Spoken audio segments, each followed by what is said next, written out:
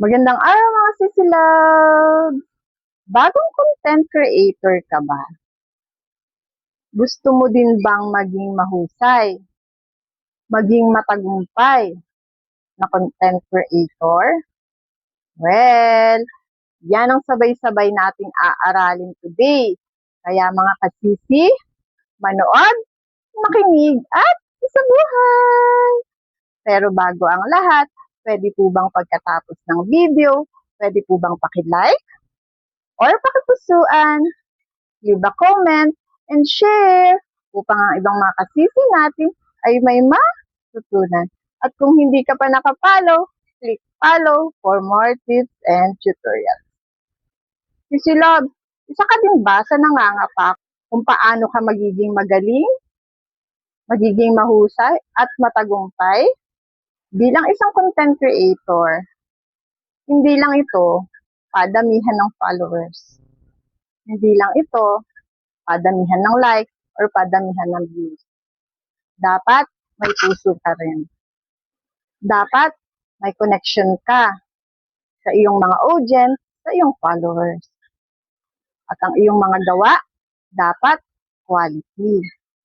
Lagi mong tatandaan, hindi sa dami ng followers nasusukat ang pagiging content creator. Quality over quantity. Bago ka pa lang, huwag kang naghahangad ng sobrang daming followers. Ang daan patungo sa tagumpay, nagsisimula sa baba. Huwag mong madaliin, huwag mong magicin.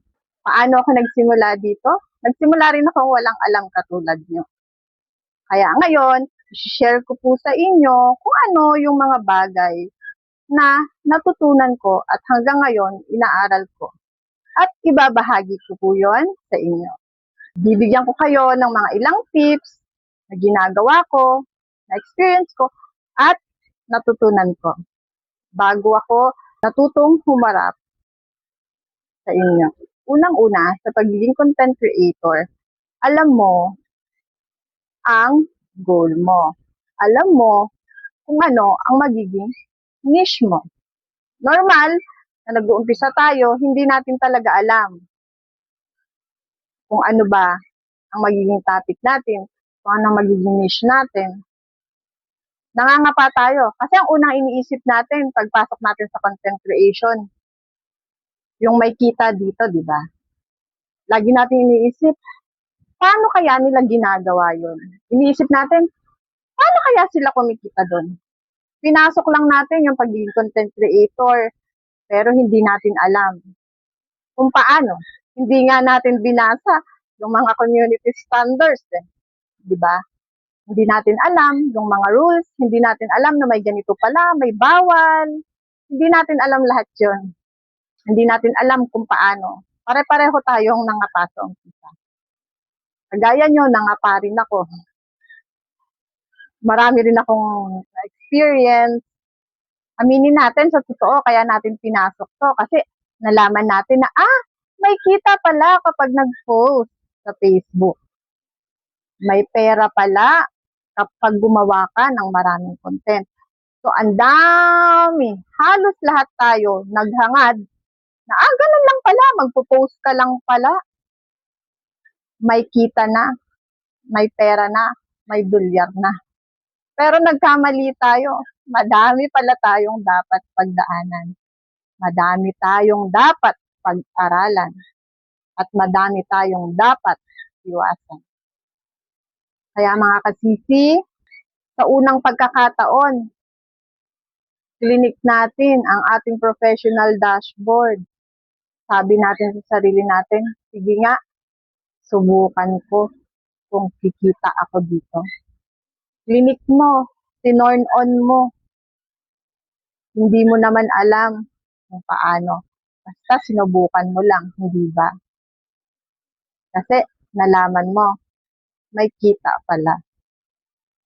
Na hindi nga natin binasa or inalam na may community standards pala. Buti na lang, habang tayo ay nagpo-post tinuturuan tayo ni Daddy Met. Nagkakamali tayo, nagkakaroon tayo ng restrictions, nagkakaroon tayo ng violation. Natututo tayo. Dumating pa sa point na nagka-appeal tayo, hindi natin alam ang gagawin. Kasi, hindi natin binasa ang mga rules, ang mga policies, hindi natin inalam.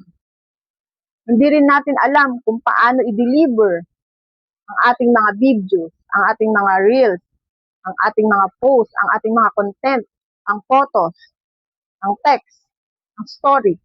Basta post lang tayo ng post kasi alam natin may kita. Pero, hindi pala ganon lang.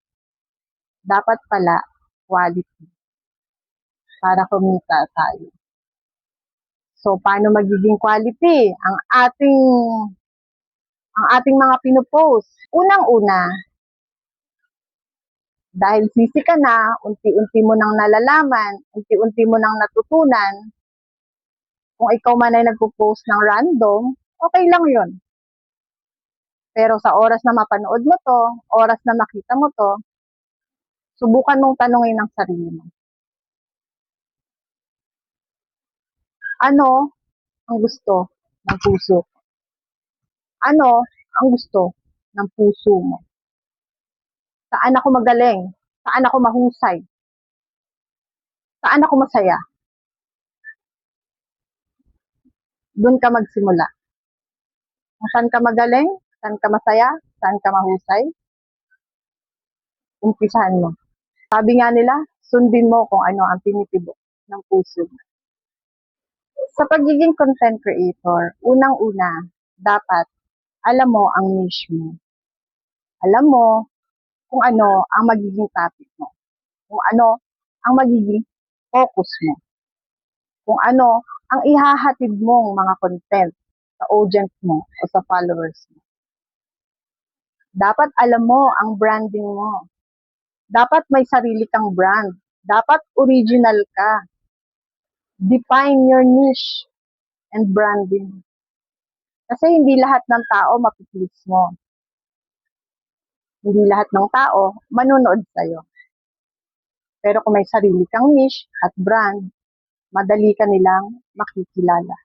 Dapat mayroon kang specific na paksa, may specific kang topic. Kung ito ba ay comedy, kung ito ba ay cooking, kung ito ba ay vlogging, daily life, games, tutorial, maging authentic ka. Be true to yourself. Kasi pag totoo ka, alam mo yung kaya mong i-deliver yung mga content mo. Pag authentic ka, madali kang natatanggap ng mga tao. Ipakita mo yung totoong ikaw.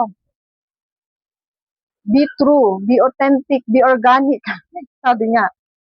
Kasi yung mga tao, mostly mas kumo-connect sila sa mga creator na tapat, mapagkakatiwalaan, at relatability. Kung nakaka-relate sila, kaya magpakatotoo ka. Huwag kang peke. Dapat ang topic mo makaka-relate sa lahat. O kung hindi man sa lahat, marami kang nai-inspired. Marami kang napapasaya. Build trust. Kapag content creator ka, consistency is the key. Maging consistent ka sa pagpo-post. Hindi mo naman kailangang araw-araw mag-post. Pero dapat regular para hindi ka nakakalimutan ng mga followers mo at ng mga audience mo. Gumawa ka ng schedule mo. At dapat ang mga content mo high value. High value content, engaging content, value-driven content. Ito yung mga content na nag-share ka ng mga knowledge, tips, practical way na makakatulong sa kanila, sa lahat. Bumuo ka ng matibay mong brand identity. Kagaya ko, ako, saan niyo ako nakilalang identity?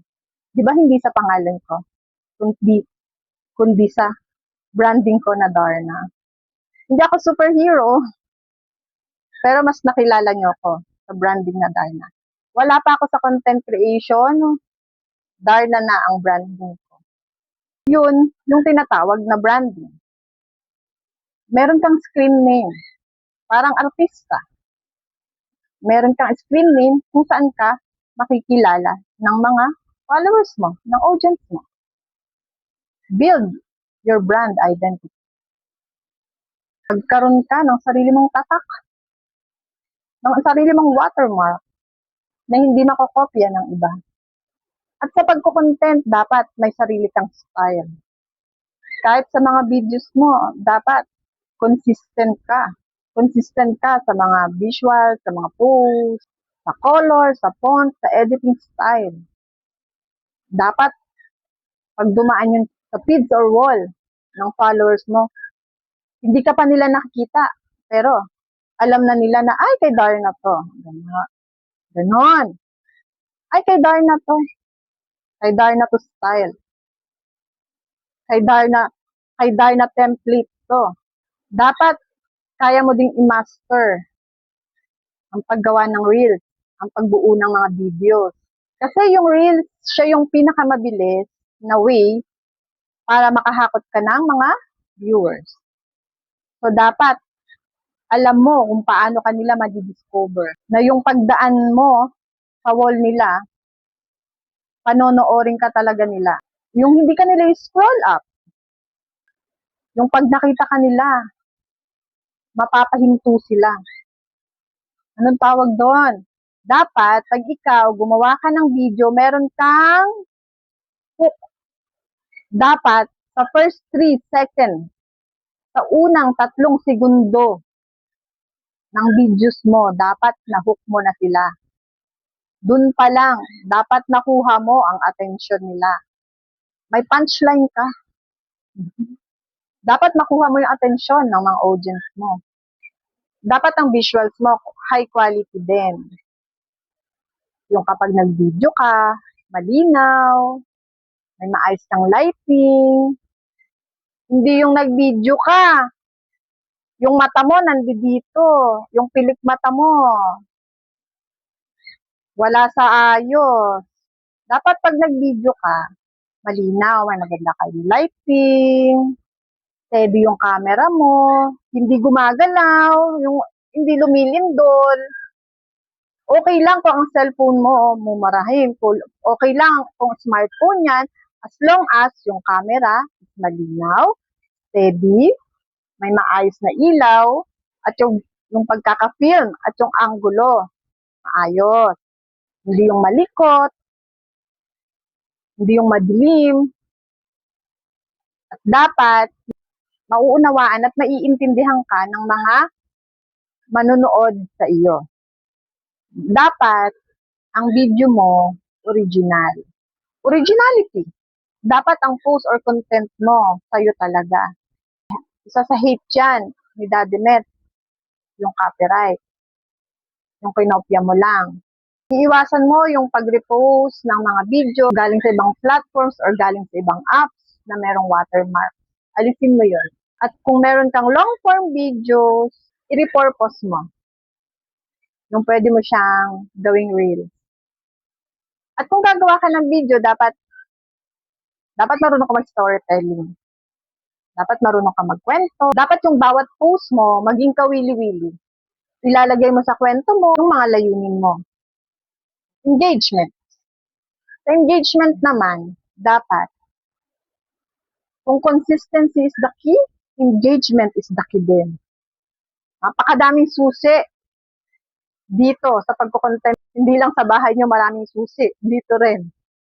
Marami ka rin dapat buksan. Dapat, hindi ka lang nagpo-post. Hindi ka lang basta post ng post, post ng post. Hindi. Dapat marunong ka rin makipag-engage. Marunong ka rin mag-reply. Marunong kang promise back, sabi niya. Pag-usap ka. Kasi ang followers, numbers lang yan kung ikaw hindi ka nakikipag-ugnayan sa iyong mga followers. Numero lang siya sa wall mo. Ang engagement, siya yung nagpapataas ng reach mo. Siya yung nagdadala sa wider audience ng post mo. Siya yung nag-aangat sa'yo. Kaya dapat marunong kang makipag-engage. Matuto kang mag-reply sa mga comment. Hindi yung dinidedma mo sila. Hindi ganon.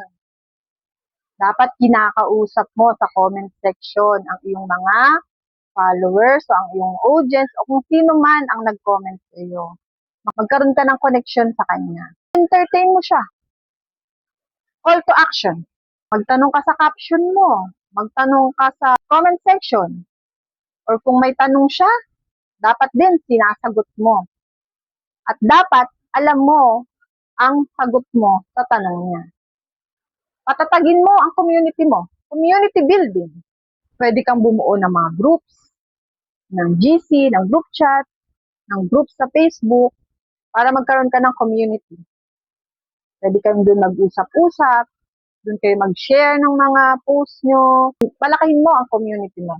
Pwede kang magpa-challenge, magpalaro, magpa-activity, para yung samahan mo sa followers mo, sa audience mo, ay maging masigla, sumaya.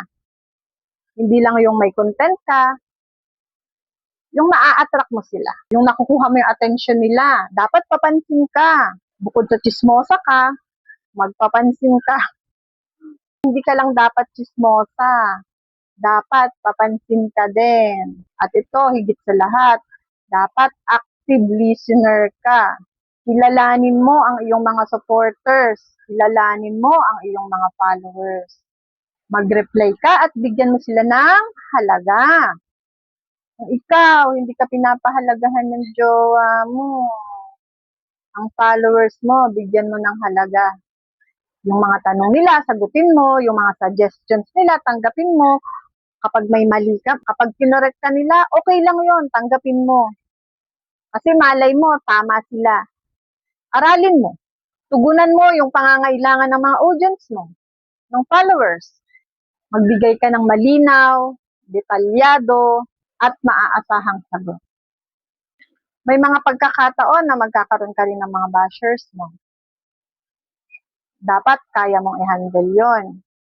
Kasi pag hindi mo na-handle yon, masisiraan ka ng bayad. Kasi alam mo naman ng mga bashers, alam naman natin sila, hindi yan titigil hanggat hindi mo nasasagot ang kanilang mga katanungan, ang kanilang pangbabash sa'yo. Kaya dapat alam mo kung paano i-handle ang mga ganitong sitwasyon. Bilang isang content creator, dapat alam mo din kung paano gamitin ang iyong professional dashboard at insight. Huwag kang manghuhula.